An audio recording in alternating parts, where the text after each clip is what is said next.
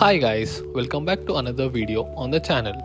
So ఈరోజు వీడియోలో మనం ఆర్టీ గురించి మాట్లాడదాం. ఆర్టీ అంటే రీటెస్ట్. సో దీనిలో మనకి 2 ఉంటాయి, రీటెస్ట్ 1 అండ్ రీటెస్ట్ 2. సో ఈరోజు వీడియోలో నేను అసలు ఈ ఆర్టీ అంటే ఏంది, అసలుకి ఇది మనకి అసలు క్రైటీరియా ఎట్లుంటుంది, సో ఏమేమి వాళ్ళు అడుగుతారు, ఇలా ప్రైమర్స్ ఆ స్ట్రీమ్ నుంచి ఎంత అడుగుతారు, ఎలా ఉంటుంది పేపర్, సో ఇది మొత్తం నేను ఎక్స్ప్లెయిన్ చేస్తాను. సో ఇప్పుడు ఫస్ట్ ఆఫ్ ఆల్ మనం ఈ ఆర్టీ రాయాలంటే దానికన్నా ముందు మనం కొన్ని రాస్తాం, అదే ప్రైమర్స్, స్ట్రీమ్ ట్రైనింగ్, ఇలా కొన్ని ఎగ్జామ్స్ ఉంటాయి. సో దానిలో ఫస్ట్ వచ్చేసరికల్లా మనకి ప్రైమర్స్. సో మీకు ప్రైమర్స్ అంటే తెలుసు, ఒకవేళ కానీ మీకు తెలియకపోతే మన ఛానల్లో ఆల్రెడీ వీడియో ఉంది, అది నేను పైన ఐ బటన్లో కింద డిస్క్రిప్షన్లో ఇస్తాను, వెళ్ళి చూడండి. సో ఈ ప్రైమర్స్ టెస్ట్ అయిపోయినాక సో మనకి యూజువల్గా ఈ ప్రైమర్స్ అప్పుడు ఒక కాల్ అవుతుంది. ఆ కాల్లో ఏం చెప్తారంటే మనకి మినిమం 60% రావాలి, 75% దాటితే మనకి 10K ఇన్సెంటివ్ ఇస్తారు అని చెప్పి ఇలాంటివి అన్నీ చెప్పి మన టెన్షన్ పెడతారు. ఏంటంటే నీకు 60 పక్కా రావాల్సిందే, లేకపోతే నిన్ను మళ్ళీ తీసేస్తారు కంపెనీ నుంచి అని చెప్పి ఇలా చాలా చెప్తారు. కానీ అదేమీ ట్రూ కాదు. సో ఇప్పుడు నీకు ప్రైమర్స్లో 60% రావాలి అంటే 12 మార్క్స్ రావాలి. సో మీకు 12 రాలేదు, 8 వచ్చింది, 6 వచ్చింది, ఆర్ వర్స్ట్ కేసులో 4 వచ్చినా కూడా మిమ్మల్ని ఏం తీసేయరు. సో దీని తర్వాత మనకి స్ట్రీమ్ ట్రైనింగ్ ఉంటుంది. సో ఇప్పుడు ఈ స్ట్రీమ్ ట్రైనింగ్ మీకు ఆల్రెడీ ఐడియా ఉంటుంది. ఈ స్ట్రీమ్ ట్రైనింగ్ సపోజ్ మీకు ఐడియా లేకపోతే మన ఛానల్లో ఆల్రెడీ వీడియో ఉంది, ఆ వీడియో నేను పైన ఐ బటన్లో ఇంకా కింద డిస్క్రిప్షన్లో ఇస్తాను, వెళ్ళి చూడండి. సో ఇప్పుడు ఈ స్ట్రీమ్ ట్రైనింగ్ మనకి డిఫరెంట్ మాడ్యూల్స్ ఉంటాయి, లైక్ 2 months 6 months అని చెప్పి. సో దాని ప్రకారంగా మనకి 2 exams 4 exams అని ఉంటాయి. సో ఇలాంటి స్ట్రీమ్ ట్రైనింగ్ మనకి చాలా ట్రైనింగ్స్ ఉంటాయి, జావా, పైస్పార్క్, సాప్, అబాప్, ఇలా చాలా చాలా ఉంటాయి. ఇంకా నెంబర్ ఆఫ్ అదేంది మనకి ఆన్ బోర్డింగ్ ప్రకారంగా మారుతూ ఉంటాయి ఈ స్ట్రీమ్ ట్రైనింగ్ టాపిక్స్ అనేది. సో ఇప్పుడు స్ట్రీమ్ ట్రైనింగ్లో మనకి బేసికల్గా మనం ఎన్ని టెస్టులు రాసినా మనకి MCQs 2 or 4 ఉంటాయి. So hands on or viva ఇది ఒకటి ఉంటుంది. సో మనకి నార్మల్గా ఏమంటారంటే స్ట్రీమ్ ట్రైనింగ్లో మనకి 60% రావాలని చెప్పి చెప్తారు. మనకి నార్మల్గా కొన్ని కాల్స్ అవుతాయి, స్ట్రీమ్ ట్రైనింగ్ అవ్వకముందు స్ట్రీమ్ ట్రైనింగ్ ఏందని చెప్పి మొత్తం ఎక్స్ప్లెయిన్ చేయడానికి సమ్ ఇంట్రొడక్షన్ కాల్స్ అవుతాయి. సో కాల్స్ వాళ్ళకి మనకి జస్ట్ 60% రావాలని చెప్తారు, కానీ లోపల అసలుకి ఎట్లా 60% క్యాలిక్యులేట్ చేస్తారో మనకి చెప్పరు. సో అసలుకి ఏంటంటే సో ఇప్పుడు మనకి స్ట్రీమ్ ట్రైనింగ్లో MCQs ఇంకా హ్యాండ్స్ ఆన్ ఆర్ వైవా ఉంటుంది. ఒకవేళ మీది 6 months అయితే మీకు 4 MCQs ఉంటాయి. సో ఆ 4 MCQs మీద కలిపి మీకు 60% రావాలని చెప్తారు. సో ఇప్పుడు ఇక్కడ ఎలా ఉంటుందంటే మీరు ఆ ప్రైమర్స్ ఉంది కదా, సో ఆ ప్రైమర్స్ ఇంకా ఈ MCQs ఈ 2 కలిపి మీకు 60% రావాలి. సో ఈ 2 కలిపి మీకు 60% వస్తే మీరు ఈజీగా పాస్ అయిపోతారు. అదేంది ఓన్లీ MCQస్కి. సో ఇప్పుడు హ్యాండ్స్ ఆన్కి ఇంకా వైవాకి మీకు సపరేట్గా 60% రావాలి. కొన్నిసార్లు ఓన్లీ వైవా ఉంటుంది, కానీ ఈ మధ్య అన్ని స్ట్రీమ్స్కి హ్యాండ్స్ ఆన్ కంపల్సరీ చేసినారు. సో హ్యాండ్స్ ఆన్ అయిపోయినాక 2 to 3 questions పైన వైవా ఉంటుంది. సో ఇప్పుడు ఈ హ్యాండ్స్ ఆన్ ఇంకా ఈ వైవాకి కూడా సపరేట్గా 60% రావాలి. సో ఈ MCQ తోటి మనకి ఏం పని ఉండదు. సో ఇది 60%, ఇది 60%, అప్పుడే మనం ఈ స్ట్రీమ్ ట్రైనింగ్ అనేది క్లియర్ చేస్తాం. సో ఇప్పుడు rare cases, so most of the members కొన్నిసార్లు మీకు 60% రాకుండా 58, 55 వచ్చి ఫెయిల్ అయినా కూడా 90% ఆఫ్ ద పీపుల్ RT1లోనే క్లియర్ చేసేస్తారు. సో ఈ RT1 కూడా మనకి MCQస్కి సపరేట్గా ఉంటుంది RT1, హ్యాండ్స్ ఆన్ ఆర్ వైవాకి సపరేట్గా ఉంటుంది RT1.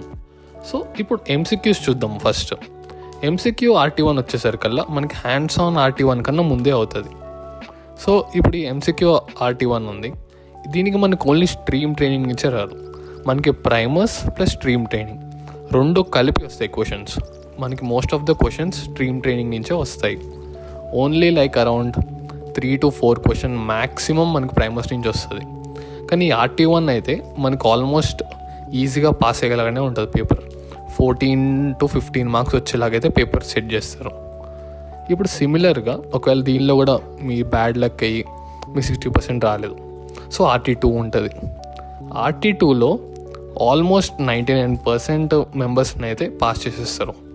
అంటే చాలా ఈజీగా వస్తుంది పేపర్ పాస్ అవ్వడానికి, అంటే 12 మార్క్స్ అయితే పక్కా వస్తాయి. సో మీరు జస్ట్ ఆ డంప్స్ చూసుకున్నా కూడా సరిపోతాయి, ప్రైమర్ డంప్స్ ఇంకా మీ స్ట్రీమ్ ట్రైనింగ్ డంప్స్ చూసుకున్నా కూడా ఈజీగా పాస్ అయిపోతారు. సో ఇప్పుడు మీరు ఇది పాస్ అయినారు, మీరు హ్యాండ్స్ ఆన్ కూడా పాస్ కావాలి. మళ్ళీ హ్యాండ్స్ ఆన్ కూడా మీకు సపరేట్గా RT1 RT2 ఉంటుంది. సో మీకు ఫస్ట్ MCQ అయిపోయినాక మీకు హ్యాండ్స్ ఆన్ ఉంటుంది. కొన్నిసార్లు మధ్యలో ఉంటుంది, ఒకటి RT1 MCQ, తర్వాత RT1 హ్యాండ్స్ ఆన్. సో ఇలా కూడా ఉంటుంది. అది depends on the number of people. RT1 ఎంతమందికి ఉందో దాని ప్రకారంగా ఉంటుంది. సో ఇప్పుడు హ్యాండ్స్ ఆన్ వచ్చేసరికల్లా మనం ఫస్ట్ టైం రాస్తాం కదా hands on. So almost similar వేలో ఉంటుంది. ఏం మార్చదు, జస్ట్ కొద్దిగా మైన్యూట్ చేంజెస్ మారుస్తారు, చాలా మైన్యూట్ చేంజెస్.